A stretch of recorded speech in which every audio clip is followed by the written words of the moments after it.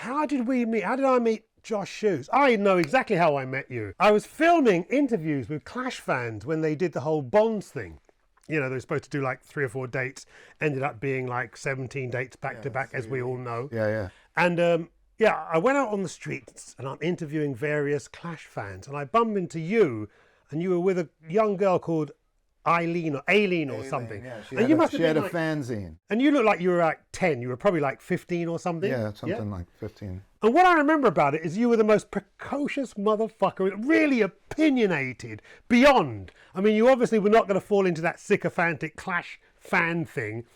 And I got to admit, it really struck a chord. You left a serious impression. That's how I first met you. Oh, wow. Uppity little motherfucker. It's the Jewish thing. It's the questioning. You got to question everything. Also, like, you guys were in New York, and New York is, you know, when things show up in New York, we kind of got to go, are you for real or what? I mean, we knew that they were bringing something that we wanted to be a part of, or we wanted to know what was going on, but you had to ask questions about it. If you were smarter than the average bear, because a lot of people were just like gushing and like all over it, as you know. Clash, you're the greatest, man, you're the greatest. Yeah. And there's only so much of that I needed. I remember having a shirt that, like, my grandmother bought me in the mall that was like mildly military kind of shirt, but it was like a knockoff with epaulets, like a red shirt. It was kind of clashy, but it was like a mall, you know, we're like trying to do the fashion thing. You definitely weren't falling for the hype. Well,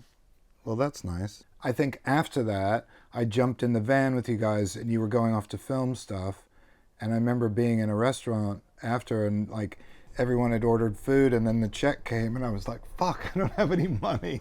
And I was kind of trying to edge my way out of the, you know, now people are like, I only had the salad. Would that have been when we were doing those little sorties, like exploring New York City? Yeah, it was like down like around Chambers Street or something. And I think you guys would kind of go, you know, we're going to go film here. What should we do? Or where should we go? And they would kind of ask me questions. I remember being at Gramercy Park, I think in Cosmo's room or something, and everyone was getting ready to go to Coney Island to film.